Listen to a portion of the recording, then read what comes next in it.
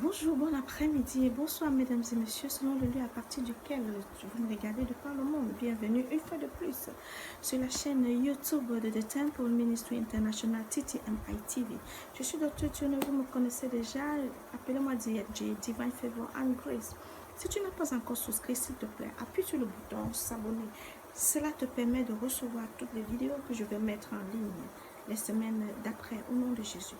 Mesdames et messieurs, nous sommes à la troisième semaine de l'année 2023. Bienvenue une fois de plus à l'année 2023. Bonne année une fois de plus. Je suppose que tu es dans ta deuxième semaine de 21 jours de jeûne et prière si jamais tu as commencé la semaine dernière. Mais si ce n'est pas ça, ce n'est pas grave parce que à chacun selon ses capacités. Si tu ne peux pas faire 21 jours, ce n'est pas grave. Tu peux faire 14 jours, tu peux faire 7 jours, tu peux faire 3 jours. Le plus important, c'est qu'avant la fin du mois de janvier, que tu prennes au minimum 3 jours devant Dieu pour commettre ton année à Dieu.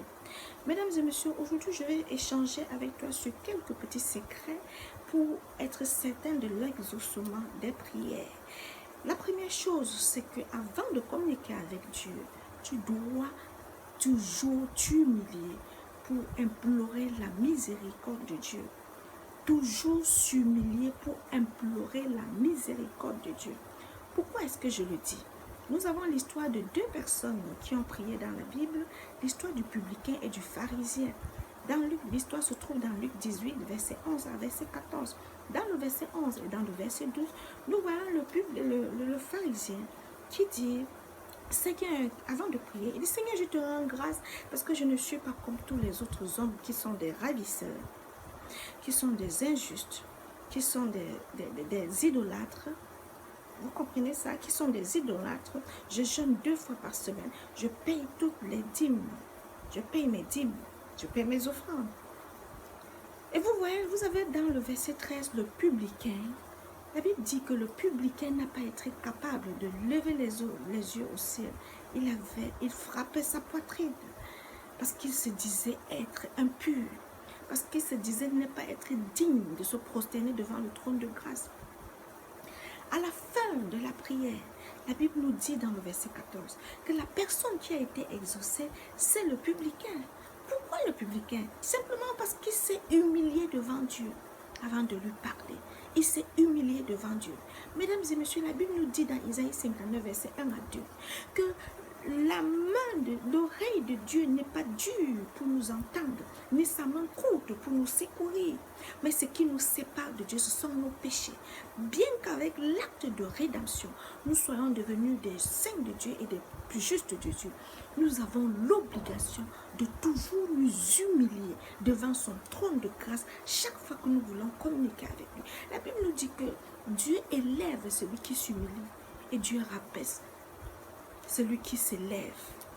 Il faut toujours s'humilier quand on veut parler à Dieu. Parce que c'est en s'humiliant qu'il t'élève.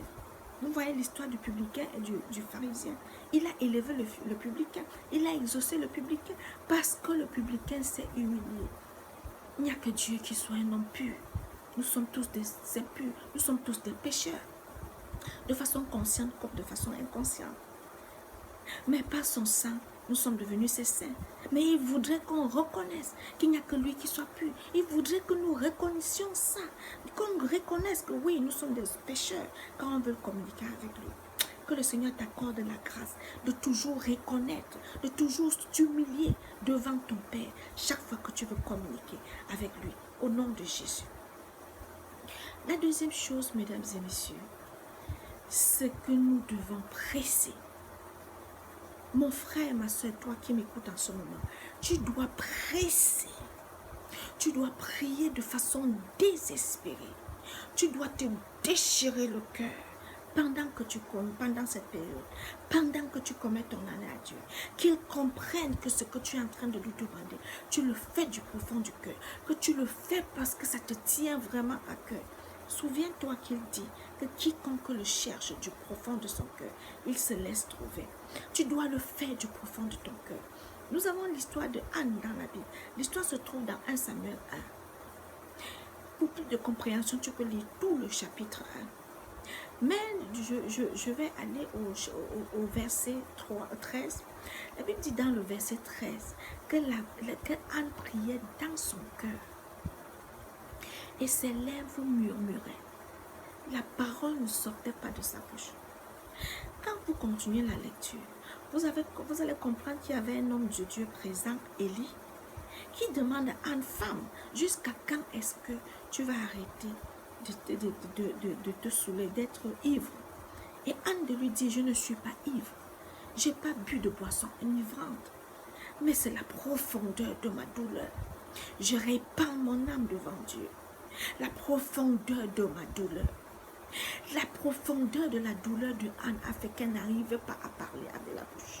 Mais parce que son cœur est le point de communication avec Dieu, elle parlait dans son cœur. Elle parlait dans son cœur et elle murmurait avec les lèvres. Mais Dieu a écouté sa prière. Dans le verset 17, l'homme de Dieu a dit à Anne, va en paix, femme, que Dieu exauce ta prière. Si vous continuez la lecture, vous allez comprendre que la prochaine fois que Anne a rencontré son mari, elle est tombée enceinte. Elle a déchiré son cœur. Ce n'est pas en criant, ce n'est pas en multipliant les paroles vaines que Dieu nous écoute. Mais quand ton cœur est engagé, quand tu presses jusqu'au fond, Dieu dit, ça c'est mon enfant. Cet enfant a besoin de moi et je dois lui donner ce qu'il me demande. Surtout quand c'est sa volonté. La femme doit accoucher. Allez, multipliez-vous. C'est la volonté de Dieu qu'une femme accouche quand elle est mariée. Alors, qu'est-ce qui s'est passé? Dieu a exaucé la prière de Anne. C'est pour ça que je dis, toi mon frère, toi ma soeur qui m'écoute en ce moment, qui me regarde en ce moment, tu dois déchirer ton cœur. Tu dois presser jusqu'au fond. Et s'il te plaît, si tu le fais du profond de ton cœur, parce qu'il faut toujours se rassurer que le cœur soit engagé, Dieu doit t'exaucer. Je prie que cela soit ton partage pendant cette période au nom de Jésus. La troisième chose que je dois échanger avec toi, c'est que tu dois avoir en conscience, tu dois reconnaître, tu dois reconnaître que Dieu, tu pries un Dieu qui exauce tes prières. Dans Somme 66, verset 19, la Bible dit, j'ai prié et Dieu m'a exaucé. Si Dieu a pu exaucer le roi David, il peut t'exaucer. Parce que ce Dieu que le roi David servait, il est le même Dieu aujourd'hui. Il est le même Dieu que tu pries. Donc quand tu pries, crois dans ton cœur que tu pries un Dieu qui exauce tes prières. Mon frère, ma soeur, et à la fin, tu verras que tes prières sont exaucées. Je prie qu'il t'accorde la grâce nécessaire de voir tes prières exaucées, de croire déjà que tes prières sont exaucées, afin de les voir s'accomplir. Et en d'autres termes, c'est ça la foi. Croire sans voir, afin de voir tes prières être totalement exaucées, au nom de Jésus. Mesdames et messieurs, nous sommes arrivés au thème de notre échange de ce jour. Donne-moi tes sujets de prière, fais-moi des commentaires. Aussi longtemps que cela concerne la parole de Dieu, c'est gratuit. Ne l'oublie pas, abonne-toi s'il te plaît. Ça ne coûte pas un franc de plus sur ton data. Je t'aime très fort, tu le sais déjà, mais Jésus-Christ t'aime mieux que moi. À nous revoir la semaine prochaine, au nom de Jésus.